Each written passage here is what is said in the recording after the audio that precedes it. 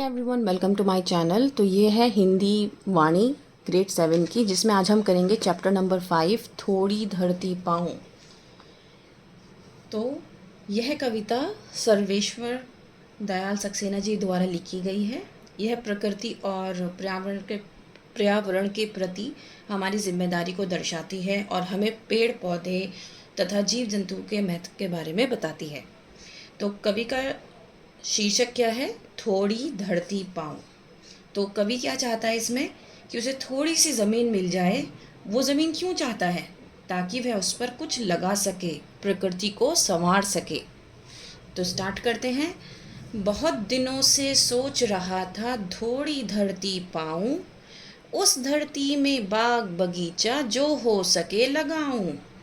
तो यहाँ पर कवि बहुत दिनों से सोच रहा है कि उसे कहीं से थोड़ी सी ज़मीन मिल जाए, वह उस ज़मीन पर एक बाग बगीचा लगाना चाहता है। वह प्रकृति के साथ जुड़ना चाहता है और पेड़ पौधे उगाना चाहता है।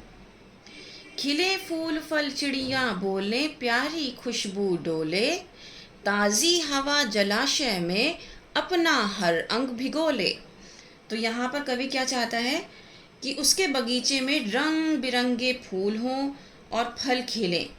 इन फूलों और फलों की प्यारी खुशबू चारों ओर फैल जाए और चिड़ियाएँ चहचहाएं और ताज़ी हवा या तालाब, यहाँ पर जलाशय का नाम लिया है, तो जलाशय मीन्स तालाब या जलाशय के पानी को छूकर और भी शीतल हो जाए जो हवा है, जैसे वह पानी में डुबकी लगा रही हो। यह सब एक शांत और सुंदर वातावरण का वर्णन है। लेकिन 1 इंच धरती भी कहीं नहीं मिल पाई, एक पेड़ भी नहीं कहे जो मुझको अपना भाई।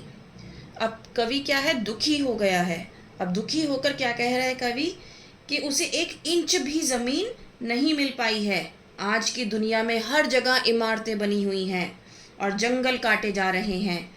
उसे कोई ऐसा पेड़ भी नहीं मिला जो उसे अपना मानकर पुकार सके।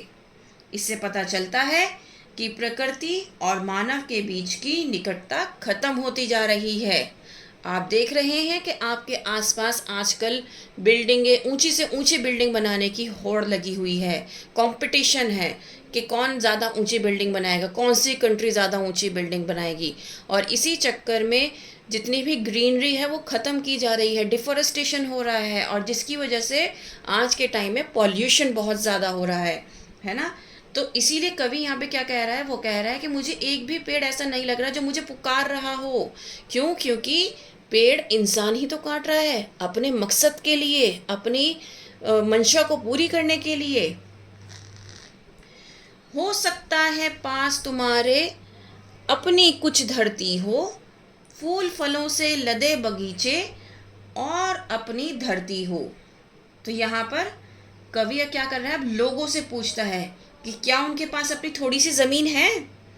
क्या उनके पास ऐसे बगीचे हैं जिनमें फल और फूल लगे हों? कवि लोगों को उनके पास जो मौजूद हरियाली है उसके महत्व का एहसास दिलाना चाहते हैं। वो चाहता है कि लोग समझें कि नेचर कितना इम्पॉर्टेंट है हमारे लिए, जो आसपास ग्रीनरी है वो कितनी इम्पॉर्टेंट है हमारे लिए। पेड़ों का सिर्फ यही मकसद नहीं है कि वो हमें ऑक्सीजन देते हैं, पेड़ों का मकसद ये भी है कि वो पॉल्यूशन नहीं होने देते हैं। आपको पता है, बाढ़ जैसी आपदा अगर आ जाए, सुनामी जैसी आपदा अगर आ जाए, तो उसको भी रोकने में सक्षम है पेड़। लेकिन आज का इंसान इस बात को नहीं समझता है और इसीलिए हम सारे कॉन्सिक्वेंसेस झेल रहे हैं। हो सकता है छोटी सी क्यारी हो, महक रही हो, छोटी सी खेती हो जो फसलों में दहक रही हो। तो यहाँ पर कवि क्या कहता है कि हो सकता है आपके पास कोई छोटी सी फूलों की क्यारी हो जिसकी खुशबू चारों ओर फैल रही हो, या फिर हो सकता है कि छोटा सा कोई खेत हो जिसमें आपकी फसलें लहलहा रही हों। कवि यह बताना चाहता है कि हरियाली का हर छोटा हिस्सा भी बहुत महत्वपूर्ण होता है। अगर आप सोच रहे हैं कि ये तो 100 गज का ही तो प्लॉट है, इसमें ही तो मेरी जो खेती है वो चल रही है, चलो इसको बेच देता हूँ, मुनाफा मिलेगा मुझे। लेकिन क्या आपको पता है कि इस मुनाफे के चक्कर में आप कितने पेड़ों को काट रहे हैं, कितनी खेती को ख़त्म कर रहे हैं, कितनी ग्रीनरी को ख़त्म कर रहे हैं। तो अल्टीमेटली हम क्या कर रहे हैं, अपना नुकसान कर रहे हैं। हो सकता है कहीं शांत चौपाए घूम रहे हो सकता है कहीं सहन में पक्षी घूम रहे हों।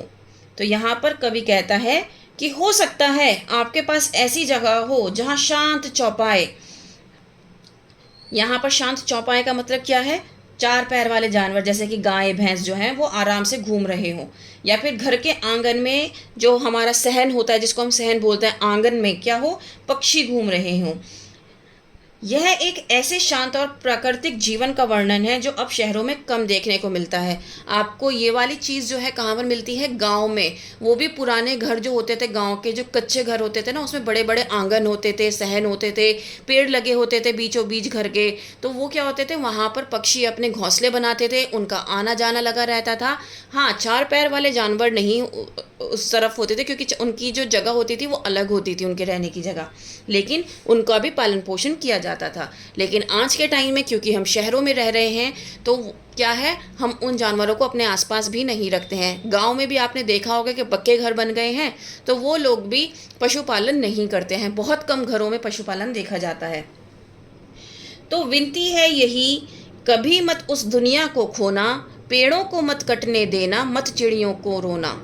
तो यहाँ पर कवि क्या कहता है कि सब लोगों से क्या कर रहा है, विनती कर रहा है। कवि किस बात की विनती कर रहा है, कि वो इस सुंदर और शांत दुनिया को कभी ना खोएं, पेड़ों को कटने से बचाएं, क्योंकि अगर पेड़ कट गए तो चिड़ियाएं रोने लगेंगी। क्यों रोएंगी भाई, उनका घर होता है पेड़, यानी वे अपना घर खो देंगी और उनका जीवन मुश्किल हो जाएगा। एक एक पत्ती पर हम सबके सपने सोते हैं, शाखें कटने पर वे भोले शिशुओं सा रोते हैं। तो यहाँ पर कवि क्या कह रहा है कि हर एक पेड़ की पत्ती पर, हर एक पत्ती पर हमारे क्या है, हम सबके सपने छुपे होते हैं, क्योंकि पेड़ हमें क्या देते हैं, जीवन देते हैं। जैसे कि आपको पता है कि आप आज सांस ले पा रहे हो, ऑक्सीजन ले पा रहे हो, just because of the trees, है ना। अगर पेड़ नहीं होंगे तो आप सांस कैसे ले पाओगे, ऑक्सीजन कैसे ले पाओगे। और जो कार्बन डाइऑक्साइड आप रिलीज कर रहे हो, अगर ये ज़्यादा मात्रा में एनवायरनमेंट में हो जाएगी तो भी ये हार्मफुल है, क्योंकि इस कार्बन डाइऑक्साइड को पेड़ जो है रेगुलर यूज़ करते हैं अपना खाना बनाने के लिए। तो इसीलिए जो इसका संतुलन है वो बना रहता है, ठीक है। तो इसीलिए पेड़ का होना बहुत ज़रूरी है। अब जब पेड़ों की डालियाँ कट जाती हैं तो वे बेसहारा शिशुओं की तरह रोते हैं। कौन रोते हैं, चिड़ियाँ। कवि यहाँ पेड़ों के दर्द को महसूस करने के लिए कहता है, चिड़ियाँ भी रोती हैं और पेड़ भी रोते हैं। आपको क्या लगता है, पेड़ों को दर्द नहीं होता? होता है दर्द। जैसे इंसान को दर्द होता है, हम लिविंग बींग्स हैं, ऐसे ही पेड़ भी लिविंग बींग्स, आपको पता होना चाहिए। तो उनको भी दर्द होता है। अगर उनकी शाखाएं काट दी जाएंगी, सब कुछ काट दिया जाएगा, तो ना ही चिड़ियों को घर मिलेगा और पेड़ को जो नुकसान होगा वो होगा ही। तो दोनों ही रोएंगे। पेड़ों के संग बढ़ना सीखो, पेड़ों के संग खिलना, पेड़ों के संग संग इतराना, पेड़ों के संग हिलना। तो यहाँ पर कवि हमें पेड़ों के साथ जीना सिखाता है। वह कहता है कि हमें पेड़ों के साथ बड़ा होना चाहिए, उनके साथ खेलना चाहिए, उनकी हरियाली पर गर्व करना चाहिए और हवा में लहराती उनकी शाखाओं की तरह खुशी से झूमना चाहिए, लाइफ को एंजॉय करना चाहिए। बच्चे और पेड़ दुनिया को हरा भरा रखते हैं, नहीं समझते जो दुष्कर्मों का वे फल चखते हैं। तो यहाँ पर कवि क्या कहना चाहता है कि जिस तरह बच्चे अपने जीवन से दुनिया में खुशियाँ लाते हैं, उसी तरह पेड़ भी हरियाली से दुनिया को हरा भरा रखते हैं। जो लोग इस बात को नहीं समझते और पेड़ों को काटते हैं, वे अपने बुरे कर्मों का नतीजा भुगतते हैं। उन्हें शुद्ध हवा नहीं मिलती, पानी नहीं मिलता और अच्छा वातावरण भी नहीं मिलता। यहाँ पर पानी का जिक्र क्यों किया गया है? इसलिए आपको पता होना चाहिए कि बारिश लाने में सहायक होते हैं पेड़। अगर बारिश नहीं होगी तो सब जगह अकाल पड़ जाएगा। आपको पता है, अगर पानी नहीं बरसता है, हमारी धरती जो है वो सूख जाती है ना। आज सभ्यता वहशी बन पेड़ों को काट रही है, जहर फेफड़ों में भरकर हम सबको बांट रही है। तो यहाँ पर कवि क्या कहना चाहता है कि आज की जो तथाकथित सभ्यता है, दुनिया एक जंगली जानवर की तरह हो गई है। जंगली जो वहशी कहा गया है, यहाँ पर जानवर को कहा गया है कि जंगली जानवर की तरह हो गई है दुनिया। वह बिना सोचे समझे क्या कर रहा है, पेड़ों को काट रही है, जिसकी वजह से हमारी जो हवा है, जो हमारा वातावरण है, वो प्रदूषित हो रहा है। यह सभ्यता क्या कर रही है, हमारे फेफड़ों में जहर भर रही है, यानी प्रदूषण फैला रही है, जिसका बुरा असर हम सब पर पड़ रहा है। तो इस कविता का मुख्य संदेश क्या है, कवि क्या कहना चाहता है कि हमें प्रकृति का सम्मान करना चाहिए, पेड़ों को नहीं काटना चाहिए और पर्यावरण को बचाने के लिए प्रयास करना चाहिए। तो बच्चों, उम्मीद करती हूँ कि इस कविता से आपको बहुत कुछ सीखने को मिलेगा और मिला होगा, और आप अपनी लाइफ में इसको अप्लाई भी करेंगे। That's all for today. Thank you.